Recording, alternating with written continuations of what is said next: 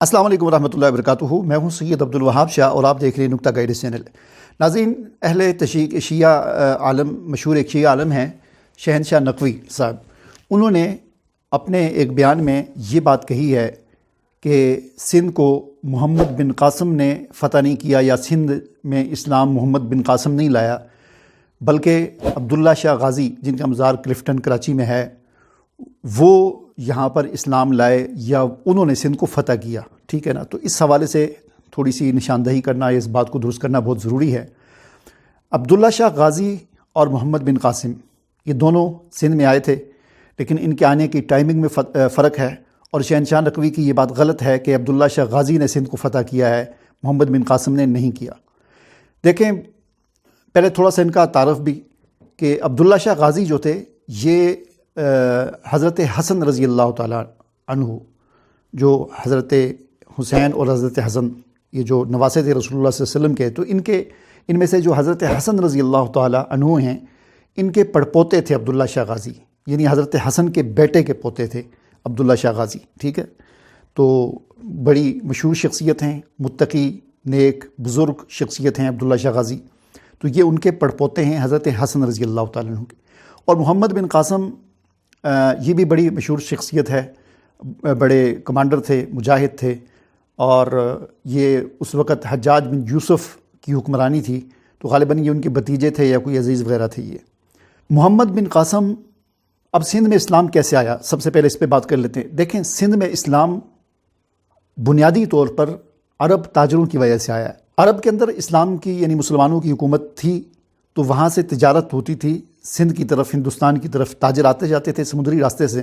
تو کراچی کی بندرگاہ پر، یہ ایک بڑی بندرگاہ تھی، یعنی ایک راستہ تھا تجارت کا، تو عرب کے تاجر یہاں پر آتے تھے، یہاں پر مال چھوڑتے تھے، یہاں کی چیزیں وہاں لے جاتے تھے، تو اس طرح ایک ملنا ملانا ہوتا تھا۔ تو بنیادی طور پر تھوڑا تھوڑا، یعنی اسلام کا تعارف کہہ لیں یا کچھ لوگوں کا مسلمان ہونا کہہ لیں، یا اسلام کا اپنا سندھ کی سرزمین پر قدم رکھنے کی بنیادی جو وجہ ہے وہ عرب تاجر تھے۔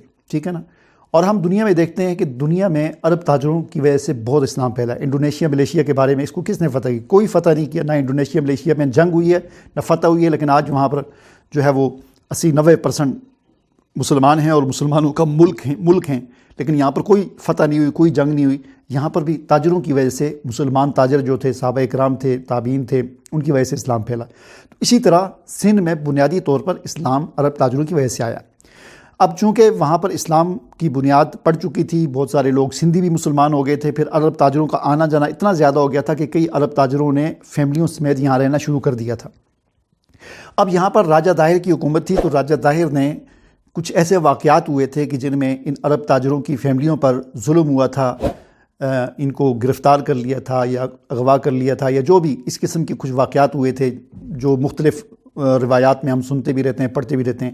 لیکن بہرحال وہ راجہ طاہر جو تھا، اس کے ساتھ اس نے کچھ اس طرح کا ظلم کیا تھا، تو اس کے جواب میں، چونکہ یہ سفارتی اس کے بھی خلاف تھا، اور ویسے بھی عرب حکومتیں جو تھیں وہ مسلمانوں کی حکومتیں کافی مضبوط تھیں، اور وہ اپنا پھیلاؤ جو ہے وہ بڑھاتی جا رہی تھیں، تو یہ ایک پھر بہانہ بھی مل گیا تھا کہ اب یہاں پر حملہ کیا جائے۔ تو 711 عیسوی میں محمد بن قاسم نے سندھ پر حملہ کیا، اور یہ کراچی کے قریب گدیل کی بندرگاہ تھی، وہاں سے داخل ہوئے، حیدرآباد کو فتح کیا، سیون شریف کو فتح کیا، اور اس طرح پورے سندھ کو انہوں نے فتح کر کے یہاں پر اسلام کی حکومت قائم کر دی، اور راجہ طاہر کو جو ہے وہ پسپا کر دیا، اور باقاعدہ یہ سندھ جو ہے اسلامی حکومت، یہ عربوں کی جو حکومت تھی مسلمانوں کی، اس کے زیر نگرانی آ گیا۔ اور اس ظاہر بات ہے، جہاں پر جب حکومت مسلمانوں کی بن گئی تو پھر اسلام تیزی کے ساتھ پھیلنا شروع ہو گیا۔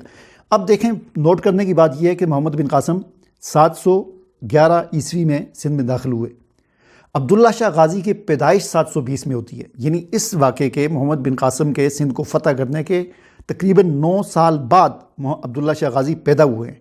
ٹھیک ہے نا؟ 720 میں پیدا ہوئے ہیں، اور پھر 760 میں، یعنی کہہ لیں کہ کل ملا کے محمد بن قاسم کے فتح سندھ کے تقریباً 40 سال بعد عبداللہ شاہ غازی سندھ میں آئے ہیں۔ ٹھیک ہے نا؟ ان کے آنے کی بھی مختلف وجوہات بیان کی جاتی ہیں۔ بعض کہتے ہیں کہ وہ بھی تجارت کے لیے آئے تھے، بہت سارے گھوڑے لے کر آئے تھے، تاجر تھے، اور بعض کہتے ہیں کچھ اور مطلب وجوہات کی وجہ سے آئے تھے، تبلیغ کے لیے آئے تھے، جو بھی بہرحال جیسے بھی تھا، لیکن محمد بن قاسم کے تقریباً 40 سال کے بعد وہ سندھ میں داخل ہوئے ہیں، 760 یا 761 میں۔ تو یہاں پر وہ آئے تھے اور پھر اس کے بعد جو ہے وہ پیچھے جو حکمران تھا وہ ظاہر ان کے خلاف تھا، اپنا مسلمانوں کا ہی جو عرب میں، تو ان کے ساتھ بہرحال ان کی گرفتاری کے لیے کوئی بھیجا یا کسی کو، یا یہاں پر سندھ کے اندر جو گورنر تھا، عامل تھا ان کا، اس کے ساتھ جو ہے وہ جیسے بھی ہوا، وہ ایک الگ ٹاپک ہے، اس پہ بات نہیں کرتا۔ تو سمجھانے کی مقصد یہ تھا کہ یہ پھر عبداللہ شاہ غازی کو یہاں پر شہید کر دیا گیا اور پھر یہ یہاں پر شہید ہو گئے۔ تو ساری بات کا خلاصہ یہ ہے کہ محمد بن قاسم کے فتح سندھ کے 9 سال بعد عبداللہ شاہ غازی کی پیدائش ہوئی ہے، اور اس کے پھر تقریباً 40 سال کے بعد پھر وہ سندھ کے اندر آئے ہیں۔ تو اس لیے شہنشاہ نقوی کی یہ بات بالکل غلط ہے کہ محمد بن قاسم نے نہیں، عبداللہ شاہ غازی نے فتح کیا۔ اور عبداللہ شاہ غازی نے تو میرے خیال میں وہ کوئی لشکر لے کر یہاں پر نہیں آئے تھے، وہ تو گھوڑے لے کر آئے تھے، اپنی ساتھ شاید ان کی فیملی وغیرہ بھی تھی، اور یہاں پر آلریڈی پہلے سے حکومت سندھ کے اندر مسلمانوں کی تھی۔ یہاں کا عامل جو تھا، حکمران یا گورنر جو تھا، وہ مسلمان تھا، مسلمان گورنر تھا، اس کے پاس آئے تھے، اور وہ جو پیچھے اصل جو حکمران تھا اس کو یہ خطرہ پیدا ہوا تھا کہ شاید عبداللہ شاہ غازی ہمارے گورنر کو اپنے ساتھ ملا کر سندھ پر قبضہ نہ کر لیں، تو اس وجہ سے وہ یعنی بغاوت کا خطرہ پیدا ہوا تھا، تو اس وجہ سے لڑائی ہوئی اور اس میں پھر عبداللہ شاہ غازی کو شہید کر دیا گیا۔ ٹھیک ہے، اجازت دیجیے، اللہ حافظ۔